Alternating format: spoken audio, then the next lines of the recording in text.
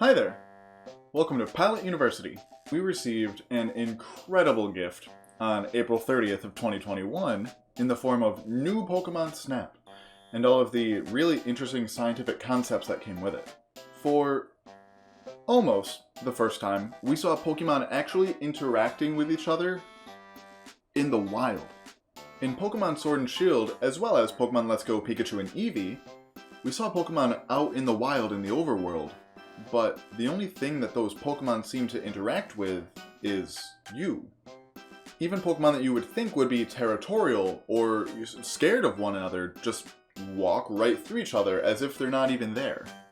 But not in new Pokemon Snap, and I am here for it.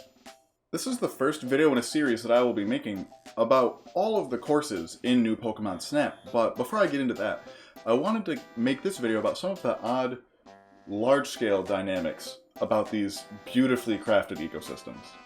When counting the Illumina spots and all the different versions of each course, there are 24 total courses in new Pokemon Snap.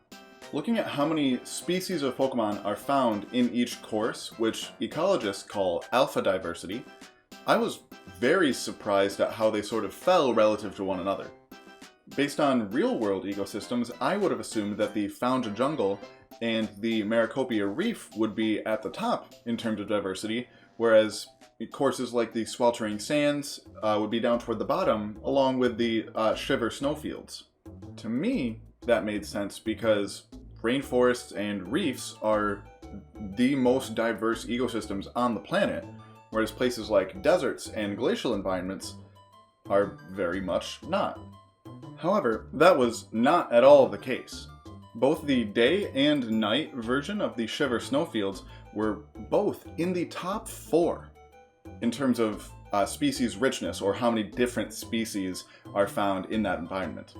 On the other hand, both the day and night version of the Found Jungle course basically fall out exactly halfway down the rankings at approximately 2/3 of the total diversity of the most diverse course in the game, which is the Lentil Seafloor course, which in retrospect, after seeing that result, makes sense because it's basically a reef, but actually underwater, unlike the course that actually has reef in its name.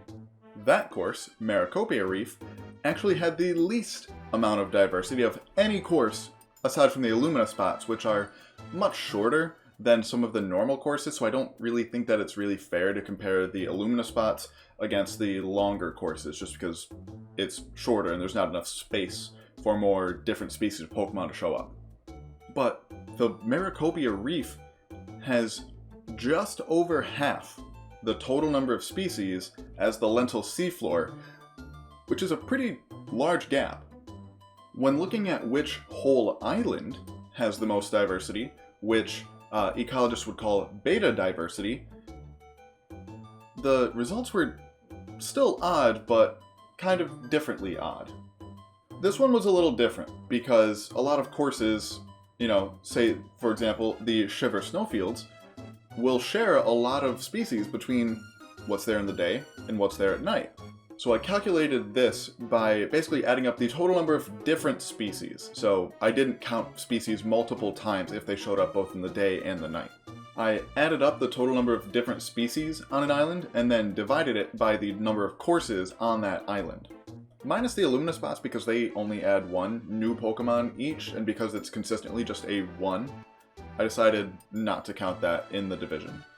I found dividing it that way to be the most fair because, for example, Maracopia Island has 5 courses, whereas Oris Island, spoilers, the final island, only has 1 course, besides the Illumina spot. Speaking of Maracopia Island, it actually has the lowest amount of different species on it when adjusted for how many courses there are, mostly because all of its courses repeat several Pokemon, while that final island, Oris Island, actually has the highest amount of diversity per course. Durice Island, which is the island with the Shiver Snowfields that I didn't think would be all that diverse, actually is very close behind though in second place. It's also the most diverse island that has multiple courses. Florio Island, the first island that you start on, was a little weird to calculate just because I don't really know what to do with the research camp, because presumably some of those Pokemon in that course are native, but then others, I would assume, such as the Audino, were brought in with the professor. So it's like, how do you count that? I don't really know. Either way you calculate it, though, it ends up being somewhere in the middle, diversity-wise. So that kind of sets the stage for how diversity is spread out throughout the game, and was definitely not what I was expecting when I started looking into that. Make sure to keep an eye out for those future videos coming out about all of the different courses within the game and how they compare to sort of real-life ecosystems, here in the world. Also keep an eye out for some videos where I actually apply some like real ecological statistical techniques to the information from these games. I'm really excited to actually do that and apply some like real nitty-gritty science to it, so keep an eye out for those videos as well. Make sure to follow us on Twitter at Pallet_U to keep up on all things Pokemon science, as well as, if you feel like this content's worth supporting financially, we do have a Patreon, the link to which you could find down below in the description. A massive, massive shout out and thank you to our current supporters over on Patreon, Patty Murphy and Sam McCarty. Your support, as always, is immensely appreciated. And lastly, thank you so much just for watching, and as always, there's a time and place for everything.